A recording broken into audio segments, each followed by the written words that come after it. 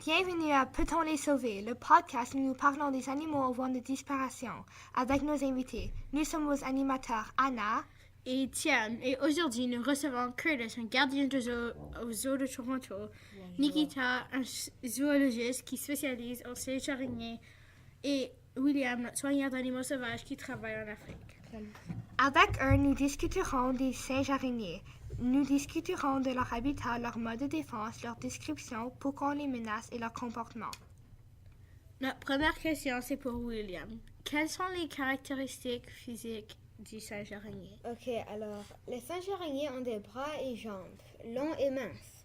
Les singes araignées peuvent être noirs, bruns, rouges, jaunes et blancs. Ils peuvent peser jusqu'à 11 kg et atteindre 45 cm en longueur, mais pas accueillant leur queue incroyable, qui peut grandir jusqu'à 90 cm.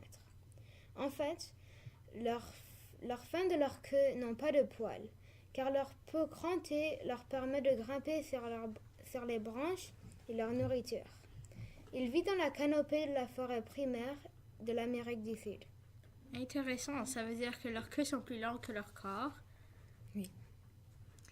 Ok, maintenant la deuxième question est pour Curtis. Comment ça va, Curtis? Ça va bien. La question est, quels sont les types de singes araignées?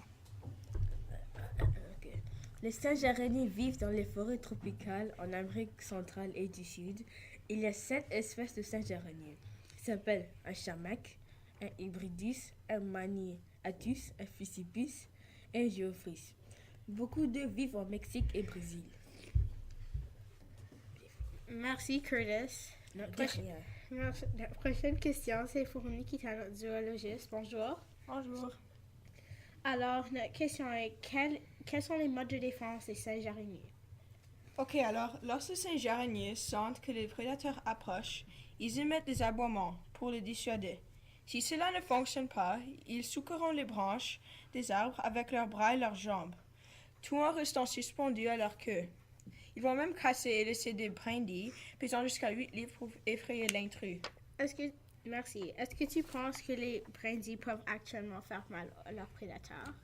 Non, je pense pas que les brindilles peuvent vraiment faire mal à leurs prédateurs. Comme je dis, ça va seulement les effrayer. Merci. Intéressant. La quatrième question est pour William. William, comment ça va? Ça va bien, et vous? Ça va bien. Pourquoi sont-ils menacés? Les singes araignées sont menacés à cause de la chasse. En Amérique, on les chasse plus souvent car ils sont bruyants, très mobiles et faciles à repérer. On les chasse pour leur viande. De plus, les chasseurs et les humains détruisent leur habitat. Selon moi, on devrait les laisser tranquilles. Merci, William. Notre dernière question, c'est pour Curtis. Comment peut-on aider les singes araignées? Ok. Pour lutter contre la...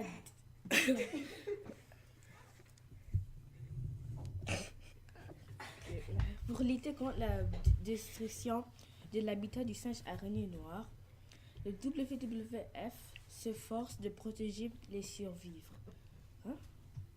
les forêts dont ils ont besoin pour survivre. Nous soutenons la création et la gestion d'aires protégées et encourageons la gestion responsable des forêts, y compris la certification du forêt de Stewardship Council en dehors des aires protégées. Merci, Curtis.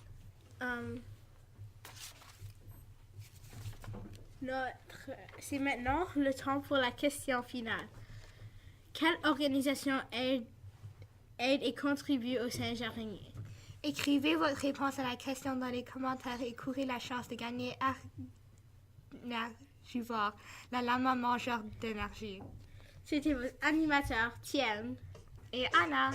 Nous remercierons William, Curtis et Nikita